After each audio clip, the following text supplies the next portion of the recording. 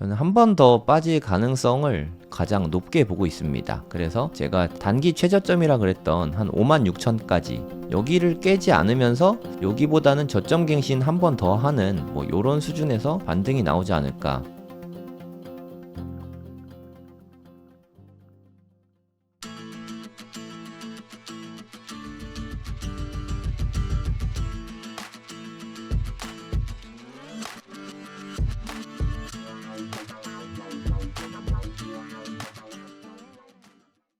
네, 안녕하세요. 성정길입니다. 지금 시각은 8월 29일 오전 10시입니다. 벌써 8월도 다 끝나가네요. 네, 날씨도 좀 시원해지고 있는 것 같아요. 이렇게 여름도 끝나가는데 비트코인은 아직도 힘을 좀 못 쓰고 있죠. 네, 좀 안타까운 소식인 것 같아요. 저는 여기서 이렇게 좀 잘 버텨주길래 이제 좀 상방으로 가는 건가 하고 좀 기대를 했었는데, 이 상승 채널이 이제는 깨졌습니다. 하락 채널로 이렇게 돌아선 거죠. 좀 개인적으로 아쉽네요. 왜 떨어졌냐? 그건 뭐 딱히 모릅니다. 이유를 갖다 붙이는 거는 후에 그냥 전문가라는 분들이 갖다 붙이는 건데, 진짜 이유가 뭔지는 사실 아무도 모릅니다. 그냥 뭐 제가 생각했을 때 요즘에 좀 금리 인하 앞두고 있는 시점이잖아요. 그러니까 잭슨홀 미팅이 끝나고 나스닥하고 좀 동조가 많이 되고 있는 것 같아요. 네, 뉴스도 보니까 그런 말이 있더라고요. 나스닥이 좀 빠졌잖아요. 좀 적지 않게 빠진 것 같아요. 여기서부터 이렇게 보면은 엔비디아 영향으로 나스닥이 좀 빠졌다고 합니다. 네, 근데 나스닥이 빠진 이유도 진짜 엔비디아 때문인지 그거는 알 수가 없습니다. 그냥 누가 이유를 말하면 저는 그냥 그런가 보다 합니다. 정확한 이유를 어차피 알 수는 없어요. 네, 사실 우리가 알 수도 없고 알 필요도 없다고 생각해요. 뉴스들을 좀 찾아보니까 여기 보면은 실적이 기대에 못 미쳤나, 그래서 좀 빠졌냐, 이렇게 뉴스 기사가 나왔는데 컨센서스를 훨씬 넘어설 거라고 기대를 했을지도 모르겠지만 기대치보다 높게 나왔어요. 네. 한 270억 달러 예상했다고 하는데 한 300억 달러 나왔거든요. 작년 대비 2배입니다. 2배. 실적이 2배가 됐는데 1년 만에 2배가 됐는데 기대치를 못 미쳤다? 글쎄요, 뭐 기대가 뭐 한 3배 됐으면 못 미쳤을 수도 있지만 그게 다는 아닐 것 같아요, 제 생각에. 뭐 어떤 이유가 있겠죠. 근데 뭐 제가 생각했을 때는 저는 항상 상승하면 조정이 나오는 건 당연하다고 생각하거든요. 나스닥이 이때 8월 5일 날 망할 것 같았죠. 경기 침체로 경제가 망할 것 같던 뭐 그때 이후로 엄청 올랐잖아요, 사실. 대략 한 15%가 올랐거든요. 지수가 15% 올랐으니까 개별 종목은 얼마나 많이 올랐겠습니까? 이게 워낙 많이 오르다 보니까 그에 따라서 조정이 있는 거죠. 이거는 자연스러운 거라고 생각합니다. 아직 뭐 236까지밖에 안 왔어요. 보통의 경우는 한 번 더 빠지거든요. 이게 382까지 빠질 수 있으니까 한 번쯤 더 빠질 수 있다. 그럼 얘네가 이만큼 빠지면 비트코인은 보통 변동성이 더 크잖아요. 얘가 한 14% 오를 때 비트코인은 한 30% 올랐단 말이에요.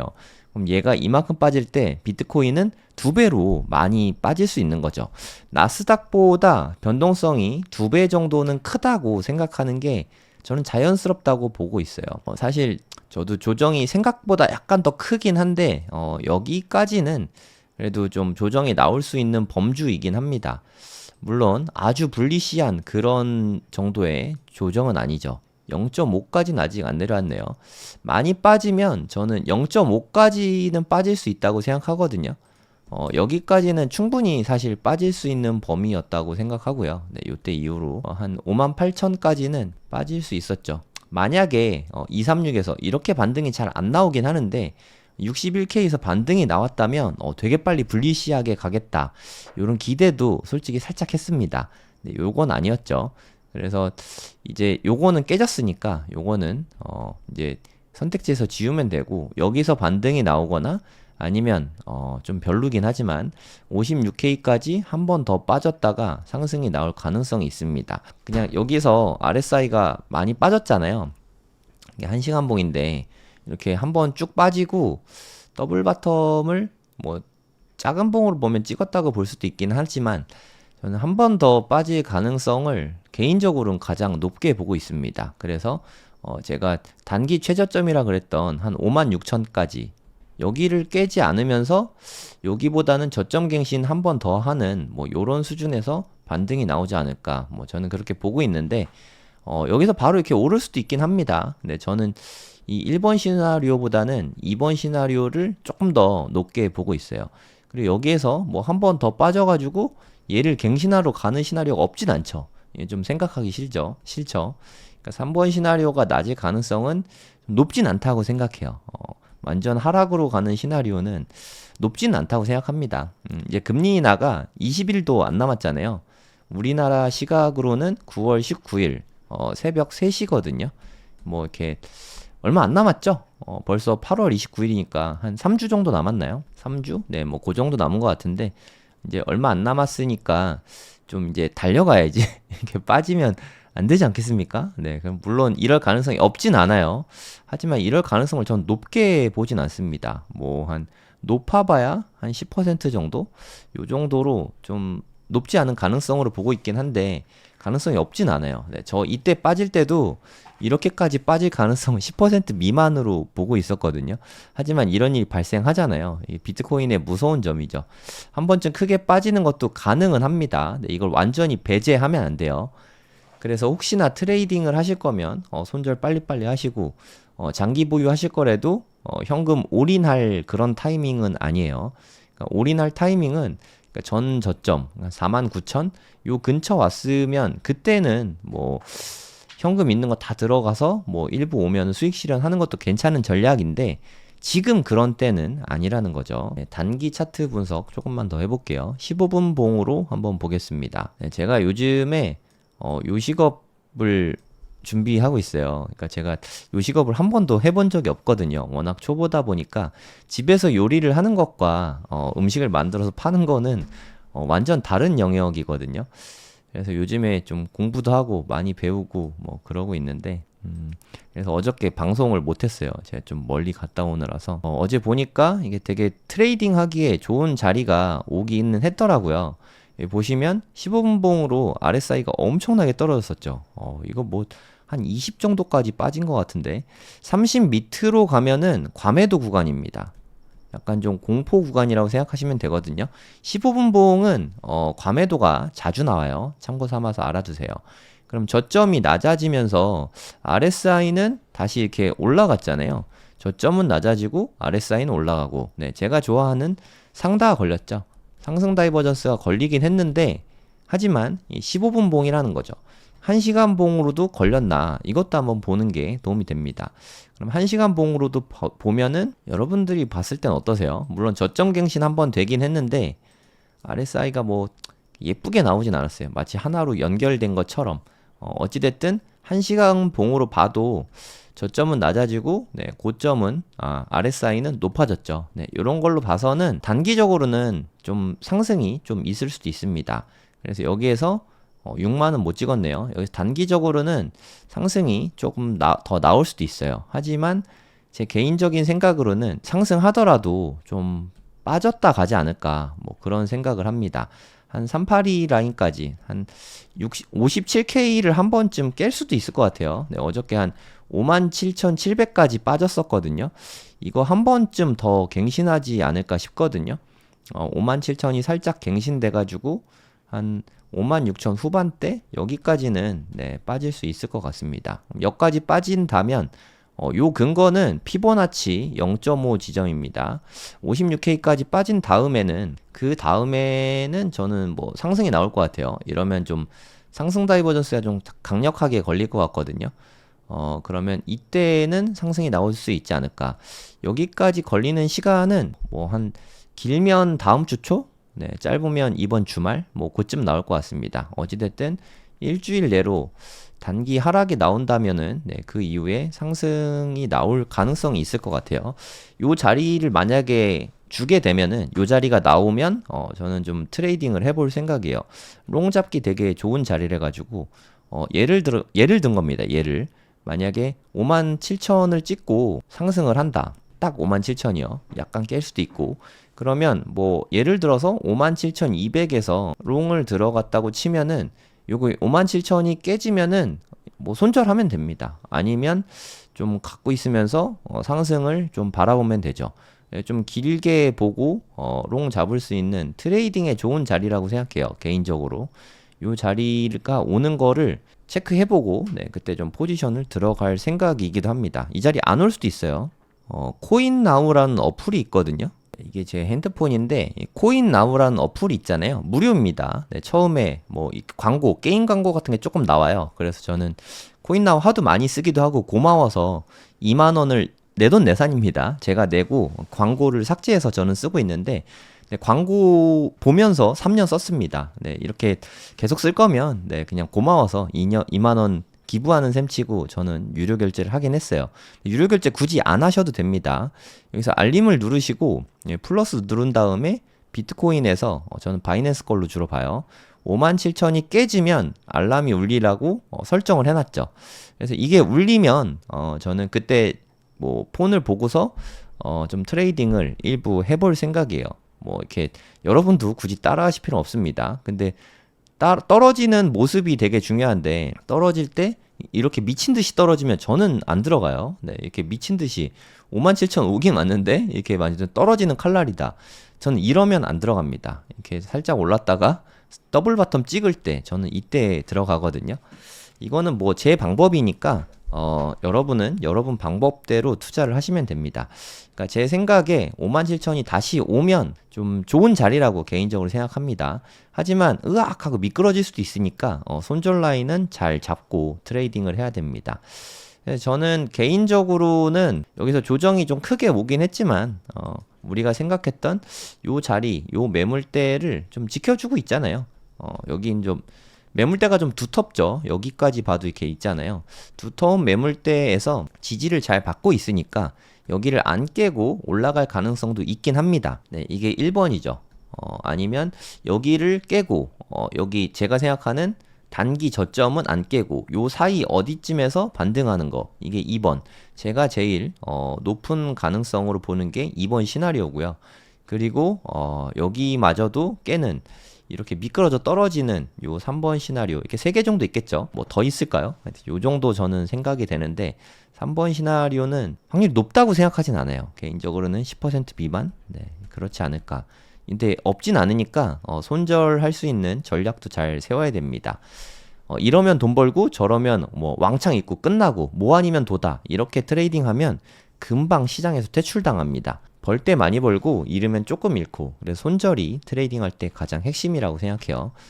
트레이딩 관련 책 읽으면은 다 손절 이야기밖에 없습니다. 네, 그리고 톤코인 텔레그램 관련해서 이야기 조금만 할게요. 그러니까 텔레그램 CEO가 파벨 듀로프인데 이분이 좀 풀려나긴 한 것 같아요. 네, 이렇게 억류 당했었잖아요. 체포돼가지고. 근데 이제는 보호 관찰로 넘어갔다고 합니다. 근데 프랑스를 나갈 순 없는 것 같습니다. 프랑스 출국이 금지됐다. 그러니까 풀려나긴 한 것 같거든요. 하지만 뭐 공식 기소됐다고 하니까 프랑스에는 일단 남아 있어야 될 것 같아요. 뭐 어떤 이유로 이렇게 억류하고 있는지 뭐 잘 모르겠지만 아무쪼록 뭐 잘 해결이 됐으면 좋겠습니다. 네, 제가 이거 예전 뉴스에서 갖고 왔는데요. 조선일보에서 가져왔습니다. 그러니까 텔레그램이 정말 암호 쪽에는 좀 대단한 프로그램인가 봐요. 뭐 저는 뭐 코딩 이런 거 좀 잘 모르니까 뉴스에서 가져온 내용인데요. 이 파벨 듀로프가 수학 영재였나 봐요. 그래서 암호랑 코딩 뭐 이런 거를 되게 잘했다고 합니다. 텔레그램은 되게 안전한 프로그램이래요. 암호화가 상당히 좀 잘 돼 있는 그런 프로그램이라고 합니다. 그래서 그 덕분에 9억 명 이상의 사용자를 보유하게 됐죠. 이게 너무 암호화가 잘 돼 있어서 보안이 철저하다, 이런 뭐 장점도 있고 단점도 있다고 생각해요. 단점은 범죄에 악용될 수 있죠. 장점이 뭐 사실 더 많겠죠. 보안이 철저한데 단점보단 장점이 더 많은 게 당연하죠. 뭐 정부기관 같은 데서도 텔레그램 같은 걸 사용하면 좀 상대적으로 안전하다, 뭐 이렇게 생각할 수 있고요. 그리고 개인의 사생활이 보호가 되죠. 뭐 요런 부분에 뭐 당연히 장점이 있습니다. 그래서 이거는 좀 쟁점이라고 생각하는데 제 생각에는 개인정보나 사생활을 보호받는 게 개인적으로 생각했을 땐 더 중요하다고 보고 있습니다. 정부에서 범죄에 관련된 것 같다, 나 넘겨라 했을 때 파벨 듀로프는 다 반대했어요. 심지어 그 무시무시한 러시아에서 달라고 했을 때도 듀로프가 원래 러시아 국적이었거든요. 달라고 했는데도 안 줬어요. 뭐 나중에 로비를 했는지 어떤지 모르겠지만 지금은 러시아에서 문제없이 사용하고 있습니다.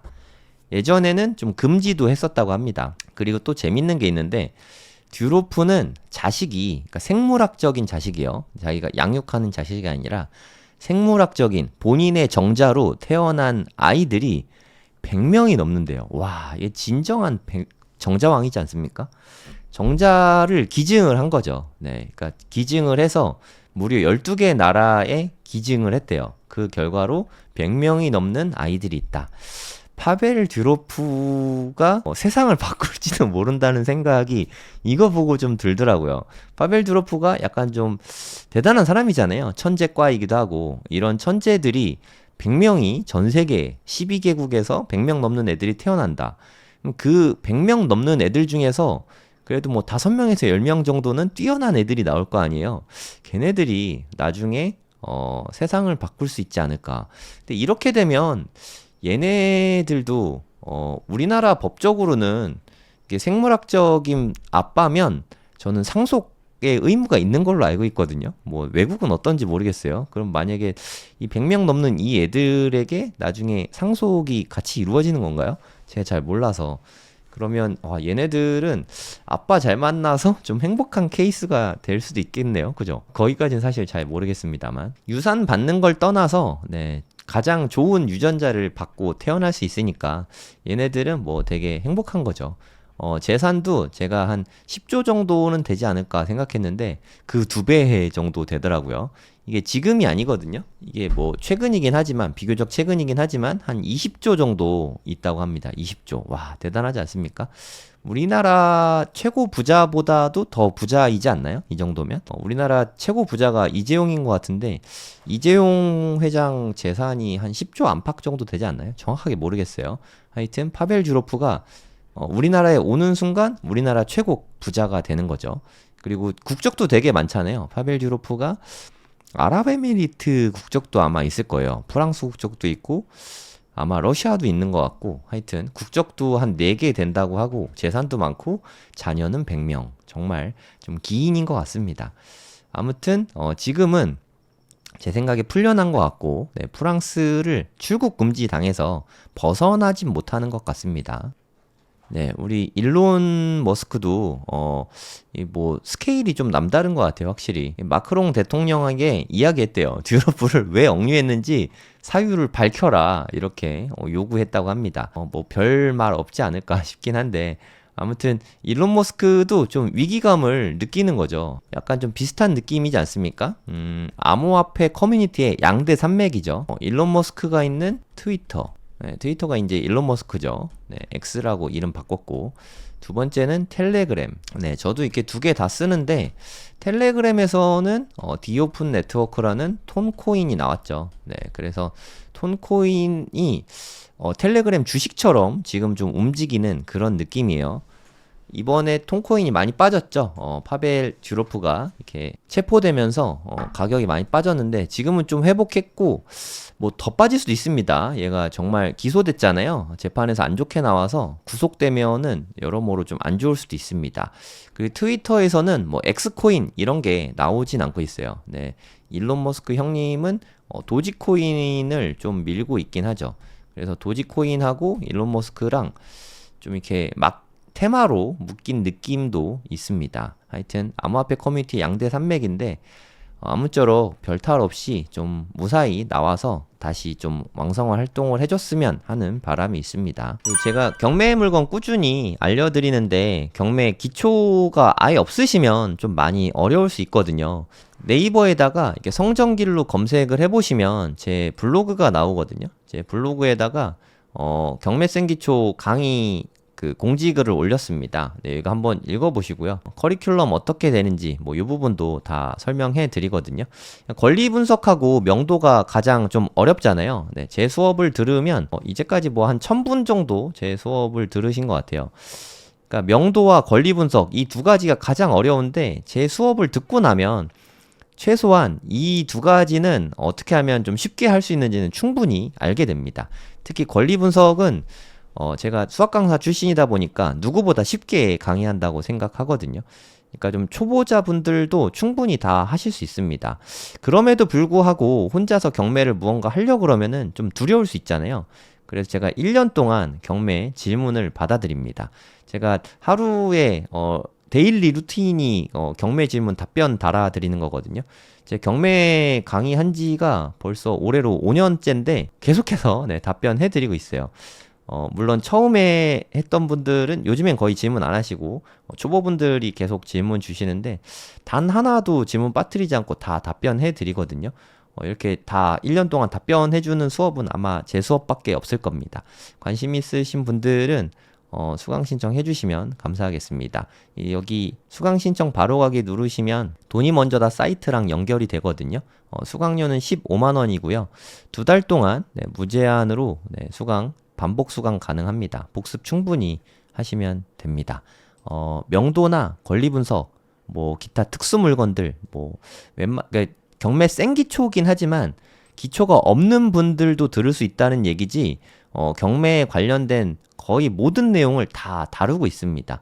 이거 하나만 들으셔도 이론 강의는 더 안 들으셔도 돼요. 나머지는 현장에서 네, 직접 경험하면서 배워나가면 되거든요. 그리고 뭐 낙찰 받으려고 하는데 이거 괜찮은 건지 권리 분석 뭐 이런 거 질문로 이메일 질문으로 다 답변해 드리니까. 그리고 명도할 때 뭐 좀 곤란한 일 생기면 좀 어떻게 될지 모르겠잖아요. 그런 거에 대한 답변도 제가 다 드리고 있거든요.